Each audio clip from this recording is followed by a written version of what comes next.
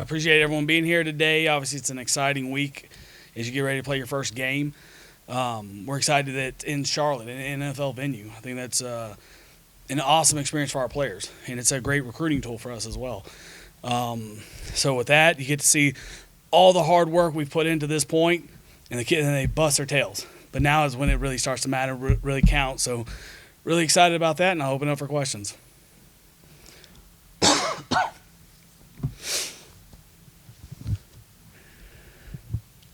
Chris Womack, WLOS. Coach, I know the focus is going to be on the players and the games, but this will be your first game as a head coach. I'm just curious what the emotions are like for you heading into this. It's like, to me, it's not there yet. I'm excited about today's practice because it is the most important thing of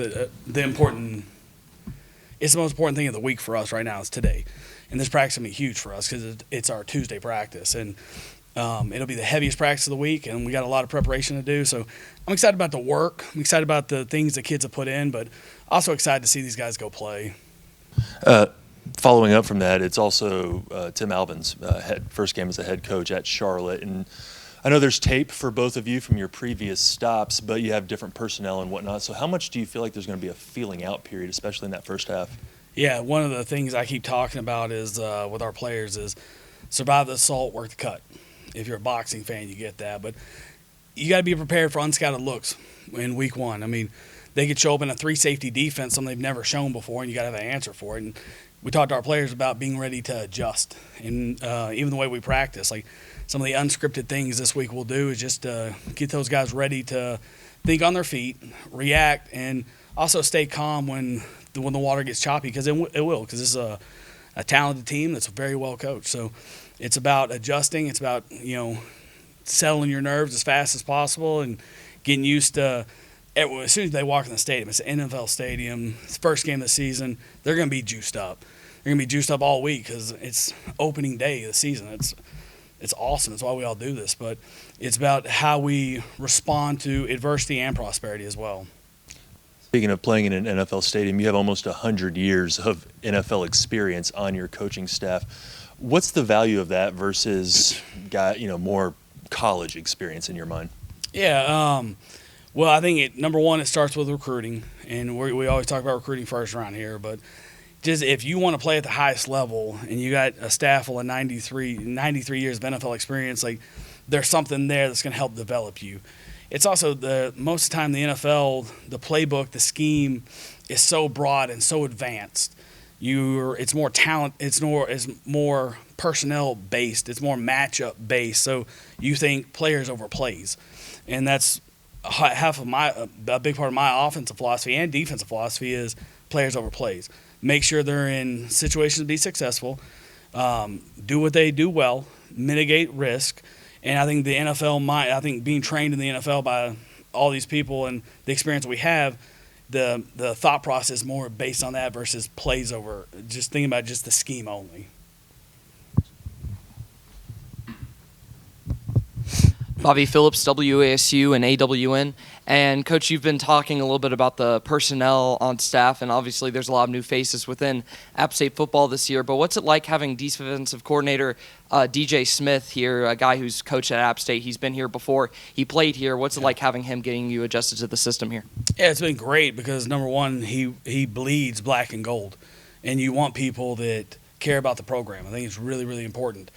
Every place I've been, when you were able to have the alum on the staff, it helped. When I was at Arkansas, I was a little bit better recruiter. I was a little bit better coach because I probably cared a little bit more when it's home. It's your home. And, like, the head coach obviously has an ultimate buy-in because everything falls back on me.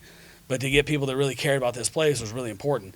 But we didn't hire him just because he's an App grad. We also hired him because he's a co-coordinator in the SEC and had done a really good job and played the style of play that we wanted.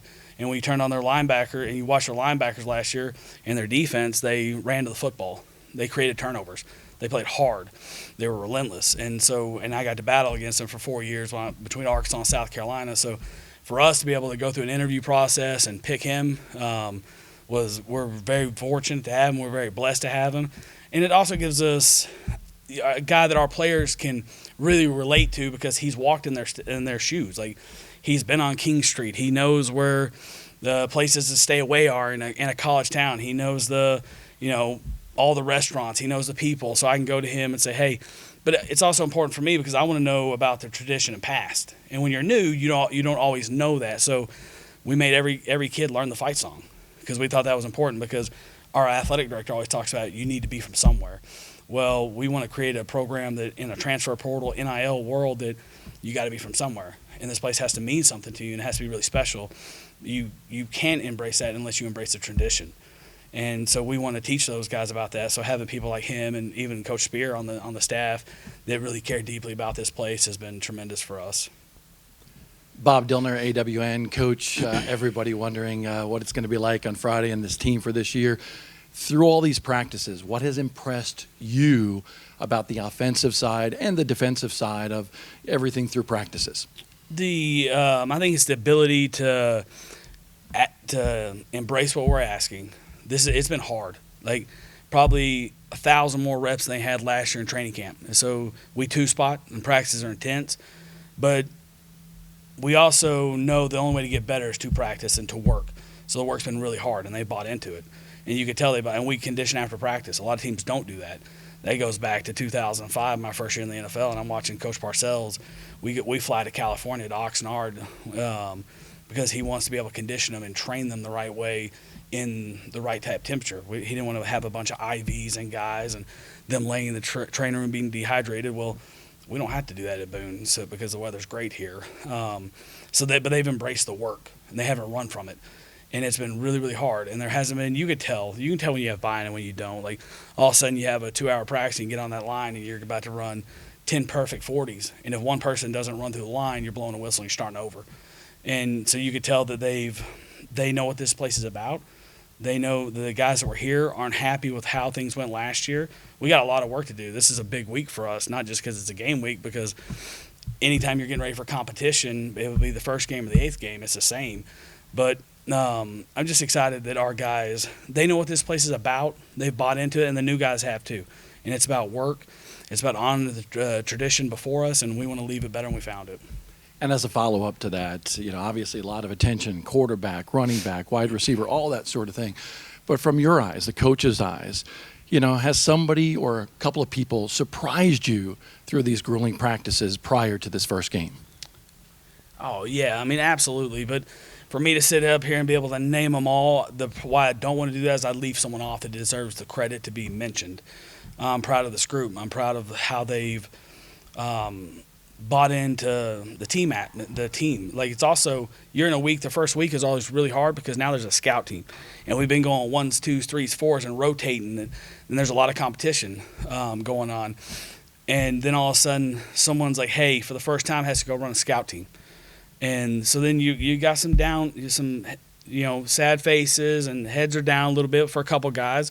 But the message to the team yesterday was, hey, guys, it's about the team. The team. And it will always be. It's bigger than myself. It's bigger than our athletic director. And you need to embrace the team. And the only way to help the team get better is to increase your own value. So I tell them stories about Tony Romo. We called them 2020s in the Dallas Cowboys, which because you worked for $20,000 a year, 20 hours a day. And I didn't make $20,000, but I worked the 20 hours a day. And I watched this third-team quarterback, and then we tried to give the job to Drew Henson. Every day they tried to give the job to this first-round draft pick for the Yankees, played at Michigan. They were trying to give the job to him over Tom Brady. And Romo just battled for 3 years and became the starter. And, the rest took care of itself. And just the guys that we've seen, Taylor Gabriel, guy we signed in the Atlanta Falcons, or when I was with the Cleveland Browns and went on to the Atlanta Falcons and had a great career. I had one of our guys on the phone with Danny Amendola yesterday, a guy we got to coach for the Dolphins. And just the battle of, staying in the fight, perseverance. There are no great victories in life without overcoming something hard.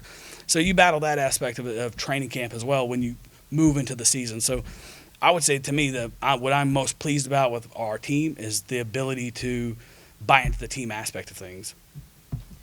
Coach David Jackson, Parkway Sports, kind of to piggyback off that a little bit, in a transitional year, chemistry means a lot. You throw the NIL, it means even more. What has it meant this week? Who are you leaning on to make sure you get through your first game week the way that you and your staff want that to be portrayed? Yeah, we have a leadership council here that I meet with, that we talk about from everything, what movie we're going to watch the night before the game to the uniforms we're going to wear, how we can improve. I also want our players to have a voice in this program. it's not a dictatorship, and I don't do everything they ask me to, but I also rely on them to police the locker room and tell me what I need to know. As the head coach, I don't need to know everything. I don't want to know everything, but I expect our leaders and our leadership council to handle the locker room. That locker room's sacred. So the things that happen in there stay in there, and they need to police themselves. But we met in this room yesterday, actually, at 1:30 before meeting started, just to talk about, hey, the state of the team, where we're at, what we need more of. Is there anything that you guys see that we can improve on? What uniforms do we want to wear in the opener? So, like that group, they were voted on by their teammates, and that's a group that I rely on their voice and value their opinions.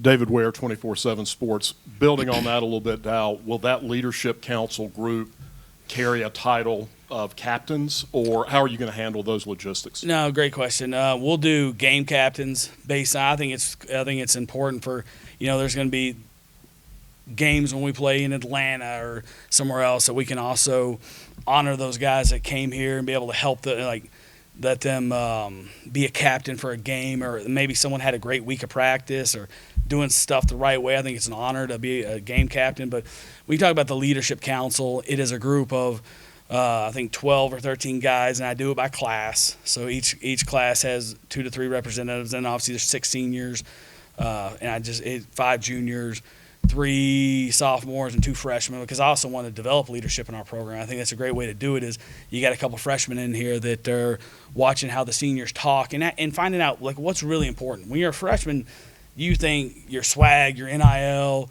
what accessories you get to wear on game day are really important. But like when you get to be a senior, it's about winning, and it's about memories, and it's about brotherhood. So they get to see, and we get to groom guys in our program in the vision that we want for them.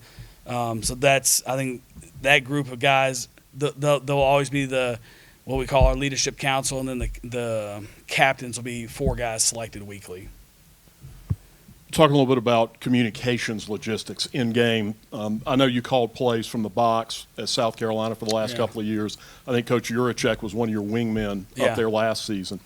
With you being at field level and calling plays now, how will those logistics work from upstairs to down? Yeah, well, and Coach Clyde and I were together with the Dolphins, and we were both on the sideline now. The head coach was the play caller in that role, but I was the offense coordinator. He was the senior assistant, associate head coach. And so the good thing is we've all worked together. Ryan's obviously a guy I trust a lot. We were together at Arkansas for a year, and then a guy that I brought to South Carolina was one of my first hires when I was able to become the offensive coordinator there. And he's got a great set of eyes. He knows what our scheme is. He's been around us for a long time, knows how to communicate with me. And sometimes, like, when in the heat of a game or a heat of a practice, it can be edgy and intense, and he knows when to talk and when not to, and what's important to me and what's important for our offense. Same thing with Coach Clyde. Like, he's seen so many things. It wouldn't matter if you put him in the press box, on the sideline, or over here in this building. He's going to see things that the untrained eye is not going to see. So I feel really good about the communication. And I've called plays from when I was in Chicago and Tennessee. I called plays on the field as well. So it's important. But with all the experience we do have on our coaching staff, that's the communication I feel really good about. Understanding that each of these situations individually comes with a ton of considerations, can you give us a general philosophy of yours on going for 4th down conversions? Yeah, I do think it's feel. I'm not necessarily like, hey, let's get the analytics book and the CIA and CAI, book. We have it. It's a tool. It's a resource. We've done a lot of work. Coach Spear has been a head coach. Coach Higgins has been a head coach. Coach Spear actually ran the book the last couple of years here and did it for Coach Satterfield at Cincinnati and here as well. So for me, I call them the wise men. You got Coach Higgins, you got Coach Spear, and Coach Clyde, and Coach Bob Sanders. And we put ourselves in these situations throughout training camp and throughout spring ball, where we had a lot of unscripted situational work, 2-minute work, 4-minute work. And then we have game management meetings, and we have situational master meetings with our players where we talk about these situations, our philosophies. I do think the 4th down stuff is a little bit of a feel. What's the score of the game? How's your quarterback playing? How's their quarterback playing?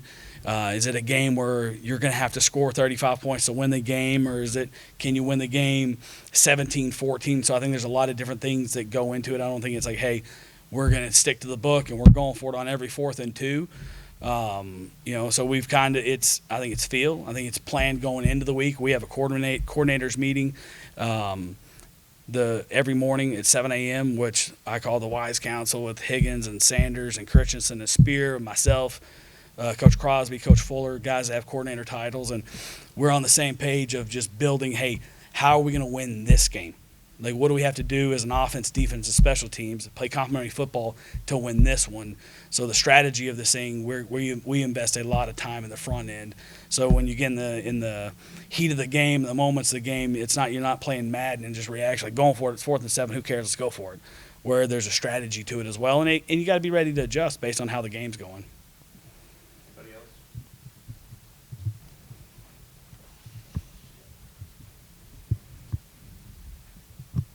else? How are you going to be handling the quarterback situation this week?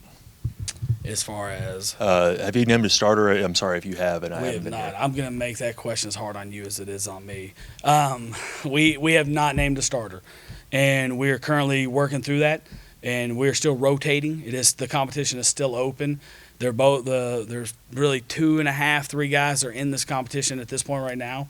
I'm not going to sit here and talk about who they are, but I'm going to tell you guys there's still 3 guys really that are in the competition to compete for this job. And they're going to all rotate with the ones they did yesterday as well, because we are a Monday operation team and Sundays are off. So yesterday was our Monday, today's our Tuesday, and we're gonna continue to see how the week goes. We don't have a starter right now. We feel good about our quarterback situation, and if someone plays better than the other one throughout practice, then we're gonna be ready. And I also see a scenario where multiple guys play in the game as well. Matt President, App State Sports Network. Coach, obviously a lot of teams in college football have a lot of new, whether it's transfers, whether it's coaches. As you approach the Charlotte game, what has your process and your staff's process been in terms of trying to scout what you expect to see on game day? Yeah, it's a really good question. It's what makes the opener always hard, because you got to be ready for unscouted looks, things that aren't, that haven't shown up on tape for both sides. Like, for in all 3 phases of the ball, you're going in there, and when it's week 7, you watch their last 4 games and like, hey, look, we know what their philosophy is. We know what they do, and you have a better plan to attack. Now this one, your plan going the first one is more broad, and most of the time it's more about you and you playing well and being able to adjust. So every game plan I've ever been in, the opening game has been bigger than it probably should have been, just because you don't know what it's going to look like. Like I said before, we didn't play that great in our opener last year at South Carolina, and we let ODU hang in a game with us for a long, long time.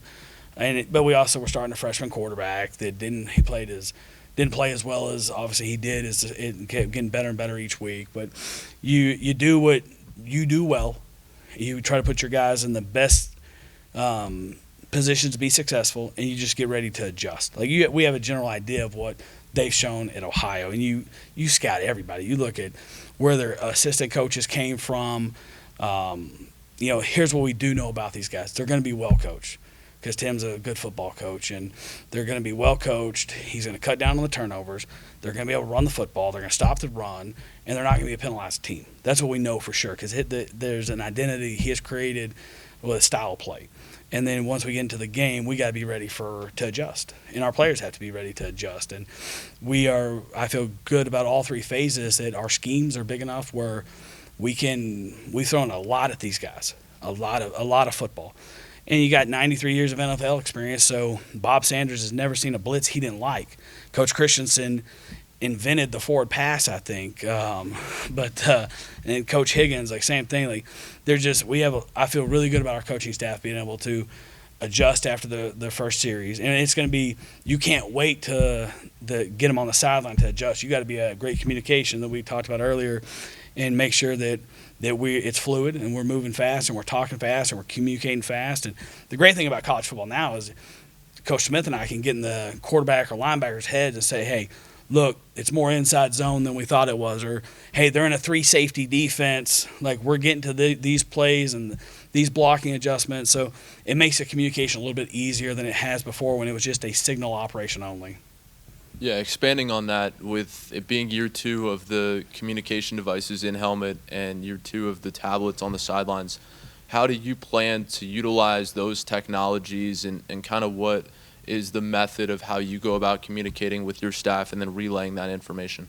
Yeah, well, I think the 93 years of NFL experience helps us because we're all used to that. And even the same things that we've been able to talk to Coach Smith about, because this will be the first time he's ever called a game, and saying, hey, this is how we use it. Here's some pluses and minuses of using it. You also got to understand, like, hey, the faster you get on the ball, that thing doesn't cut off till 15 seconds.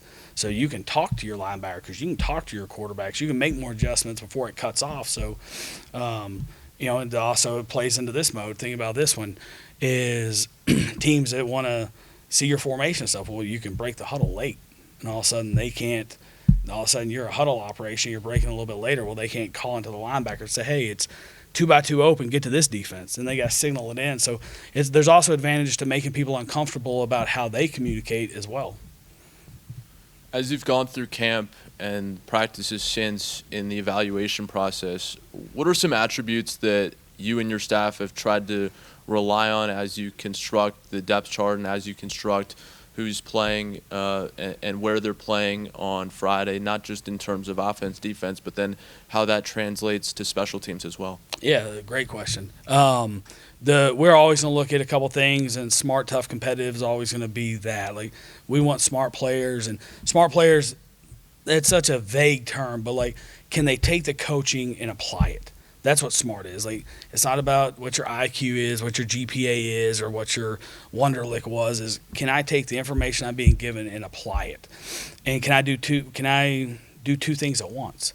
And that shows up a lot. Can I think about doing something and be able to adjust as that thing pops up? I think it's also a great sign of players that have success from going from college football to the NFL. It's what we always looked for.